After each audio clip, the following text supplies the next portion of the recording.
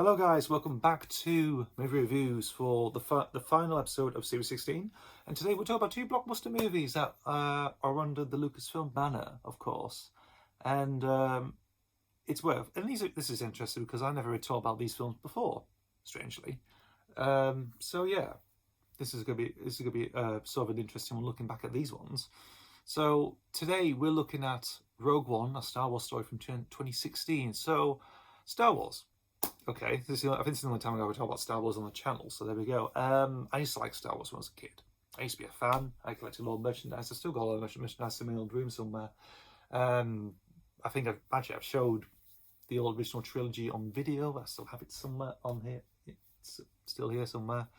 I had the little mini magazine figures. Those little resin ones you used to get in magazines. I still have a bit of a collection of them, really. I've got a revolving statue of C-3PO from Empire Strikes Back. You know, when he's leaning against the wall, the Millennium Falcon towards the end of the movie. And bits and other pieces, maybe a few lightsabers as well. I used to like Star Wars.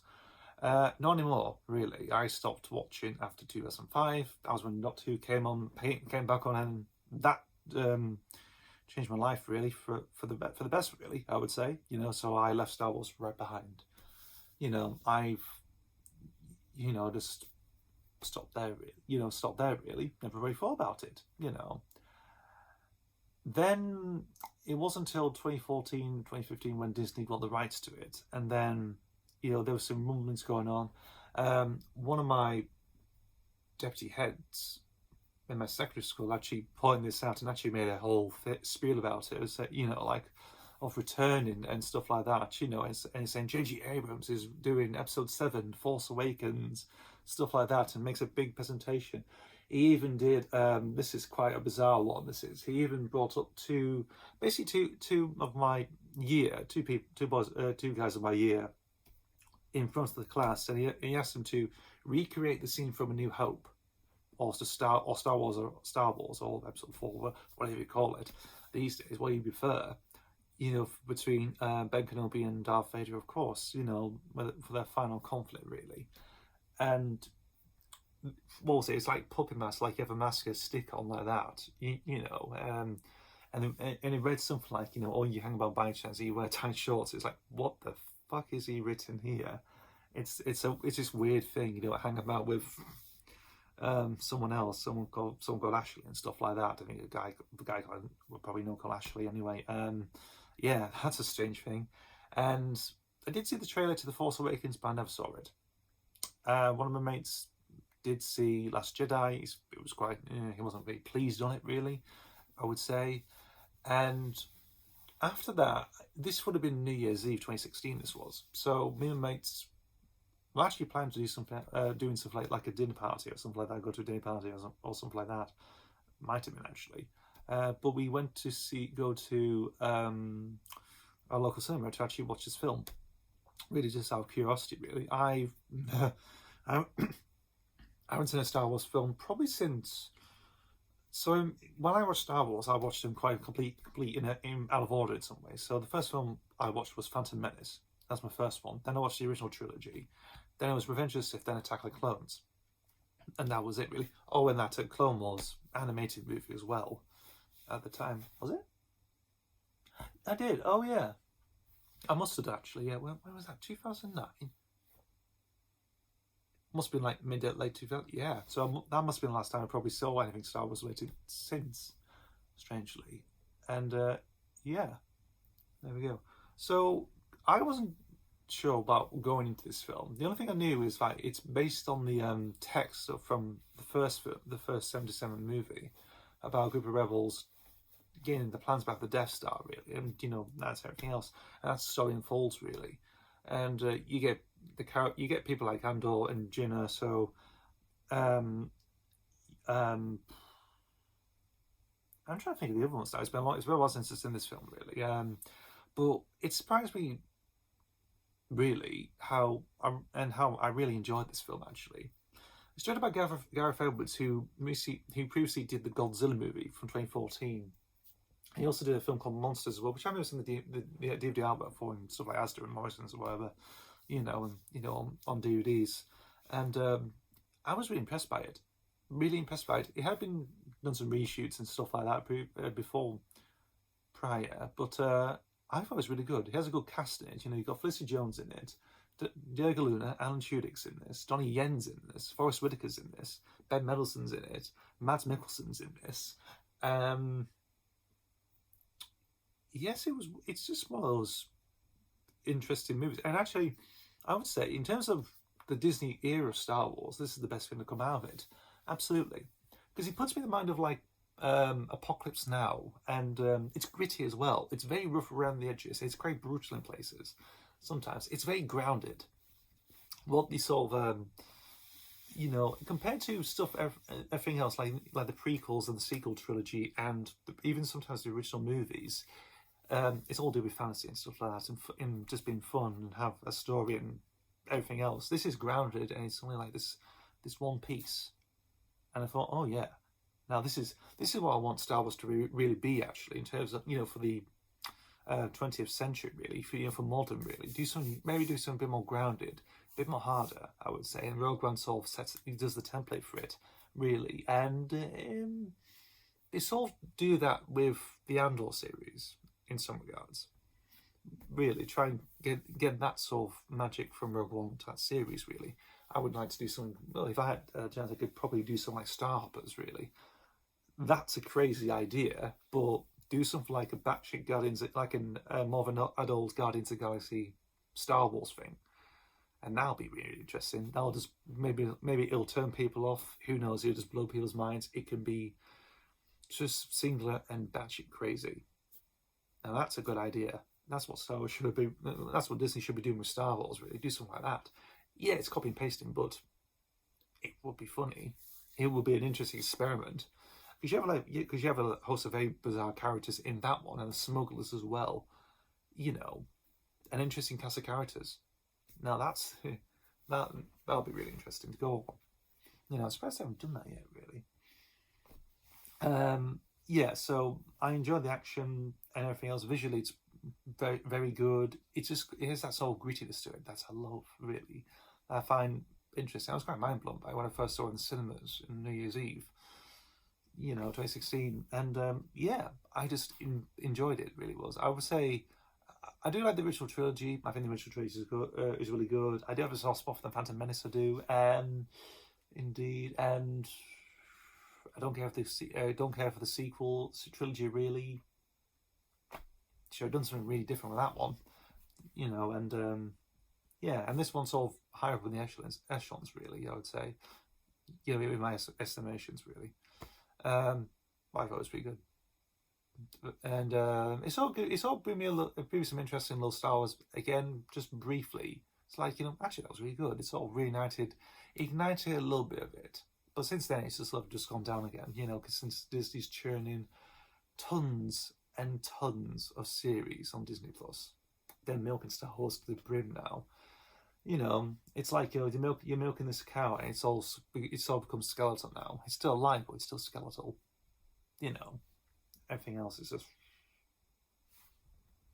it's just one of those things, really. That, you know, like Disney's a corporation, it's a conglomerate. It is, and you know, it's just happens. You know. So that's about it, really. I could say. I mean, the only thing I can say is Michael Giacchino's score is, again, sort of references John Williams, really, but pretty good stuff. So that's my thoughts on Rogue One: A Star Wars Story from 2016. And to cap it all off, we finish off with a film released this year, of course, and as the title suggests, yes it is, it's Indiana Jones and the Dial of Destiny. Now, interestingly, the Indiana Jones films are good. I like the original trilogy, of course. I do like the Temple of Doom. Yes, I do. I think that's good. I've seen Kingdom of the Crystal Skull in cinemas, actually, when it first released back in 2008. So it's been a very long gap, actually, for films. You know, there have been plans to do other films since then. And, you know, nothing's really come off the ground.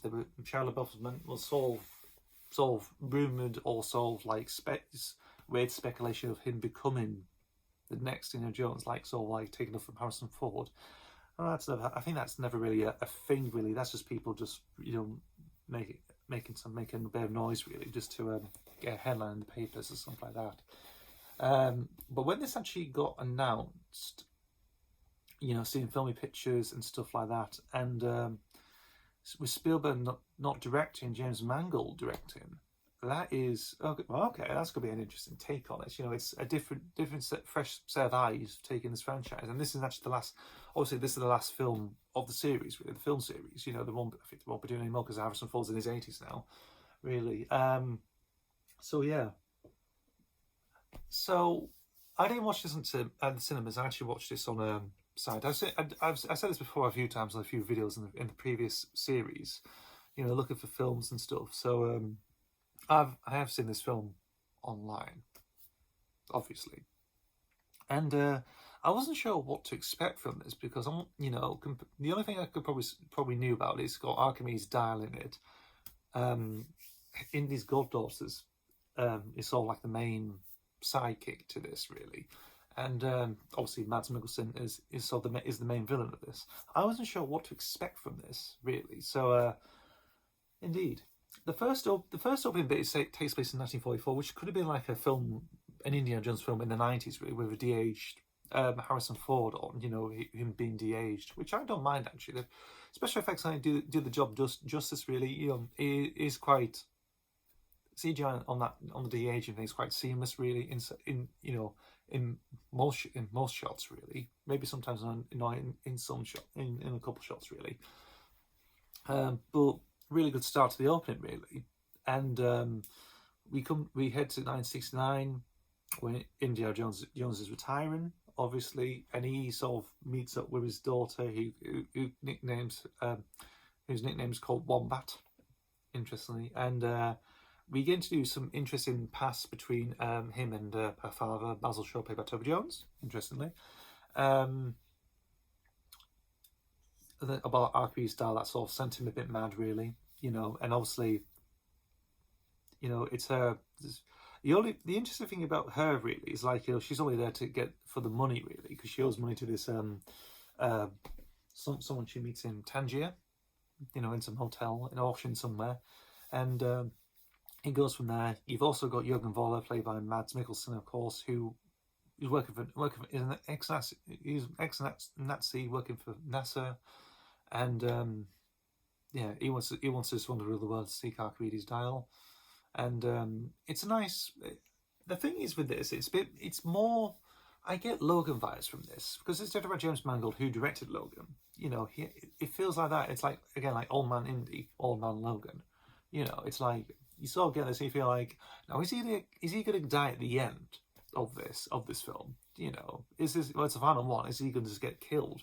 Really? And you're sort of thinking like, maybe. Who knows? But interestingly, I might spoil some stuff. Of course, he doesn't. He has a happy ending when Marion comes to see him because they've been separated.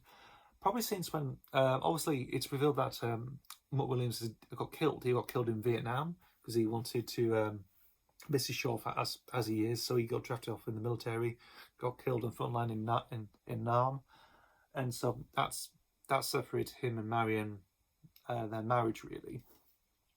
You've also got John Rhys Davies returning as Salah in this film, Antonio Banderas in this as an old ally of Indy. Not really much about him, really. We'll always assume that he's just an old ally. I don't know if he's from somewhere from I don't know, maybe from the young Indiana Jones Chronicles or something like that. I don't know, really.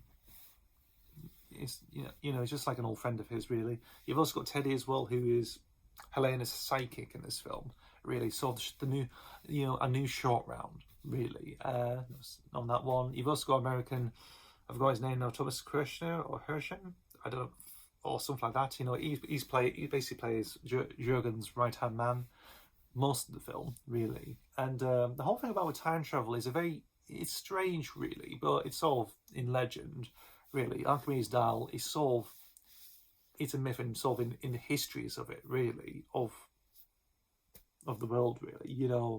Like the Ark of the Covenant, Sacred Stones, obviously, Holy Grail, and the whole thing with aliens as well. I mean, that's sort of, with Area 51 and stuff and everything else, that sort of thing, really. So there's precedent to it, really. And I think the most baffling film, of course, is when they go back into time. When they go back to probably doing was like the Roman period, really, like during the time when Archimedes made, well, actually, when Archimedes made the dial, really. So they end up going through this like sort of cloud wormhole with two planes in a plane chase, and and just basically end up being killed, and with planes dive to history, historical and tactile weapons that are just basically shooting spears and stuff. It's like, okay, bit of a weird thing, obviously. And Indy gets killed. Really, well, sort of near to death. Really, he doesn't get killed, but he sort of gets near death. Really, he does. And survives at the end, obviously. And yeah, it's one of those films you're sort of divisive on. Really, I enjoyed it for what it was. Really, because it was more interesting seeing what Harrison Ford would do with this, because it's been many years. It's been 10, something like 15 years since the last one, Kingdom of the Crystal Skull. Obviously, Harrison Ford's in his 80s, of course. You get James Mangold directing. Obviously, I've seen Ford versus Ferrari and Logan, so I'm familiar with a couple of his films, really. And yeah, I thought, it's an interesting idea. Bits and pieces involving Indy's past, of course. The Chief of the World War II Nazi era stuff to the late 60s, and bits and pieces in between with him and Basil Shaw, of course, when trying to, finding the meanings of Archimedes' dial, really. And some of the set pieces are really good, like Tuk Tuk Chase. I think that's that's all right. That is, the whole plane stuff, and again the whole train sequence at the beginning and everything. It's just like, yeah, it's decent. John Williams, obviously, I didn't say late. He's not dead yet. John Williams in his early 90s, still carrying on, still churning out really good music, of course. Still going strong. Still has his oomph. He does. Yeah, that's all I could say about the Dial of Destiny, really. It's probably not everyone's favourite, really. I would say it's maybe on par with Crystal Skull, but I so enjoyed it for what it was, giving it like a new, fresh perspective on a director. So it's not Spielberg directing; it's someone else who's maybe like a reliable pair of hands. And yeah, that's all I could say, really. So that's Series 16 wrapped up. Thank you guys for watching. As always, I'll see you in the next video for another video, whatever it may be.